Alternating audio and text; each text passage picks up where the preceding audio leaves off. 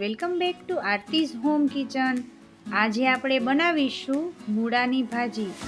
તો આવી રીતના સરસ આપણી મૂળાની ભાજી બનીને તૈયાર થાય છે। ખાવામાં ખૂબ જ ટેસ્ટી લાગે છે અને હેલ્ધી પણ છે। તો શિયાળાની સિઝનમાં મૂળા પણ બહુ સરસ માર્કેટમાં આસાનીથી મળી જાય છે।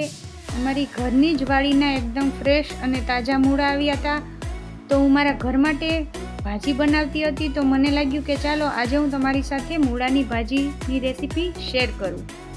શિયાળાની સિઝનમાં મૂળા એકદમ સરસ ફ્રેશ મળી જાય છે। આ રીતના તમને માર્કેટમાં ઇઝીલી મળી જશે।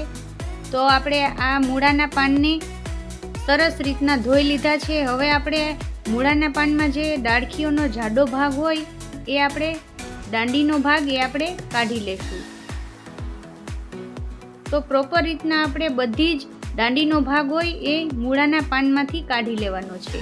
હવે આપણે એને સરસ ઝીણું ઝીણું કટિંગ કરી લેશું, એટલે કે સમારી લેશું।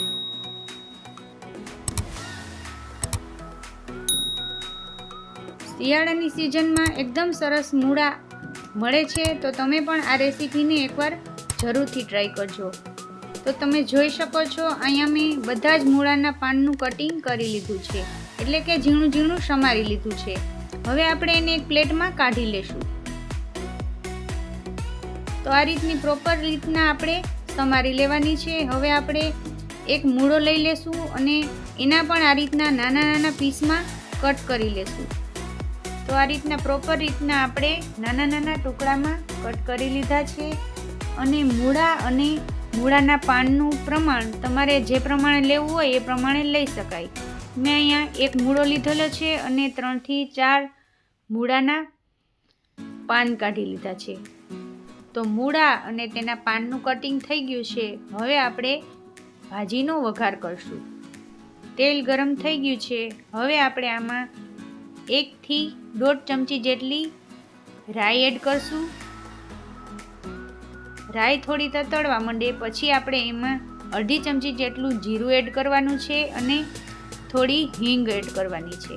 પછી આપણે એમાં સમારેલી મૂળાના પાન અને મૂળાને એડ કરી દેશું।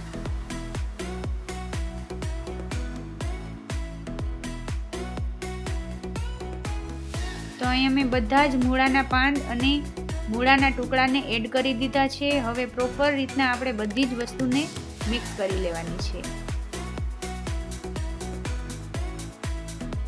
થોડી જ વારમાં આપણી ભાજી છે એ સરસ નરમ થઈ જશે અને તમે જોઈ શકો છો આ રીતના આપણે સતત હલાવતા જઈને ગેસની હાઈ ફ્લેમ ઉપર થોડી વાર માટે સાતળી લેવાની છે।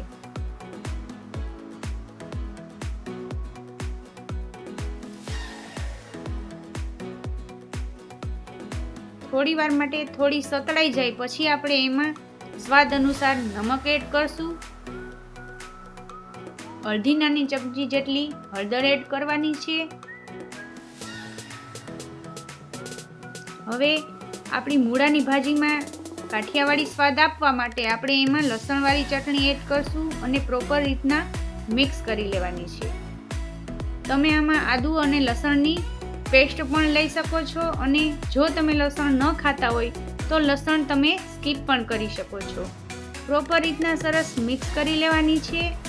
તો અહીંયા આપણા બધા મસાલા એડ થઈ ગયા છે। હવે આપણે પ્રોપર રીતના બધું બરાબર મિક્સ કરી લેવાનું છે।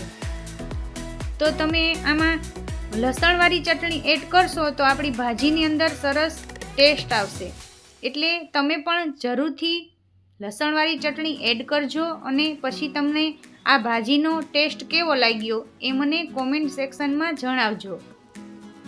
આપણી લસણવાળી ચટણી થોડી સતળાઈ જાય પછી આપણે એમાં 1 નાની ચમચી જેટલું હવે જીરું એડ કરવાનું છે। એકવાર મિક્સ કરી લેશું અને હવે આપણે આમાં પાણી એડ કરશું। તો મેં અહીંયા 1 ગ્લાસ જેટલું પાણી એડ કરેલું છે। જો તમારે વધારે રસો કરવો હોય તો તમે વધુ પણ પાણી એડ કરી શકો છો। હવે આપણે આમાં 3 થી 4 મોટી ચમચી જેટલો ચણાનો લોટ એડ કરશું। તો આ રીતે સરસ આપણે લોટ એડ કરી દેવાનો છે અને જરા પણ હલાવવાનો નથી। તો અહીંયા મેં લોટ એડ કરી દીધો છે. હવે આપણે ઢાંકણ ઢાંકી અને 3 થી 4 મિનિટ માટે થવા દેશું. અને ગેસની ફ્લેમ આપણે અત્યારે મીડિયમ ટુ સ્લો કરી દેવાની છે. તો 2 થી 3 મિનિટ પછી આપણે ચેક કરીએ તો સરસ આપણું શાક થઈ ગયું છે. તો આપણે હવે આને થોડી વાર માટે હલાવીશું અને થોડો પણ પાણીનો ભાગ હોય એ આપણે બળી જાય એ રીતે આ રીતે હલાવતા જઈ અને સરસ ભાજીને ચડવા દેશું.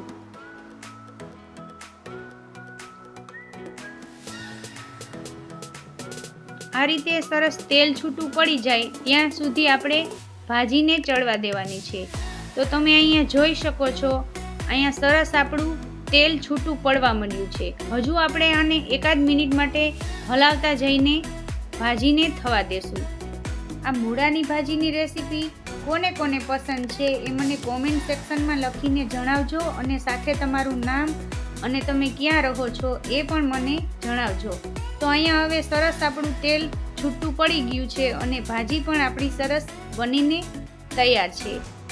શિયાળાની સિઝનમાં લીલા શાકભાજી પણ બહુ સરસ મળે છે, એટલે આ બધા શાકભાજીને આપણે ખોરાકમાં ભરપૂર પ્રમાણમાં લેવા જોઈએ. એટલે આપણા શરીરની અંદર જે લોહી અને વિટામિનની કમી હોય એ દૂર થશે અને સાથે આપણી ઇમ્યુનિટી સિસ્ટમ પણ મજબૂત બનશે. આપણે આ બધા જ શાકભાજીને ભરપૂર પ્રમાણમાં ખોરાકમાં લેવા જોઈએ. તો અહીંયા આપણી મૂળાની ભાજી બનીને તૈયાર છે. હવે આપણે આ મૂળાની ભાજીને એક સર્વિંગ પ્લેટમાં કાઢી લેશું. આ ગરમા ગરમ મૂળાની ભાજીને તમે બાજરાના રોટલા કે રોટલી સાથે ખાશો તો ખાવાની ખૂબ જ મજા આવશે. ફ્રેન્ડ્સ, તમને લોકોને આ મારી મૂળાની ભાજીની રેસીપી કેવી લાગી તે મને કોમેન્ટ બોક્સમાં લખીને જરૂરથી જણાવજો. જો તમને મારી રેસીપીઓ ગમતી હોય અને હજી સુધી મારી ચેનલને સબસ્ક્રાઈબ ન કરી હોય તો પહેલાં જઈને મારી ચેનલને સબસ્ક્રાઈબ કરી આવો અને બાજુમાં આપેલું બેલ આઇકન પ્રેસ કરજો, એટલે નવી નવી રેસીપીના નોટિફિકેશન તમને આવે. અને આ વિડીયો જો તમને પસંદ આવ્યો હોય તો ફ્રેન્ડ્સ અને ફેમિલી મેમ્બરમાં શેર કરજો. આવી જ એક અવનવી રેસીપીના વિડીયો સાથે ફરી મળીશું. જય માતાજી.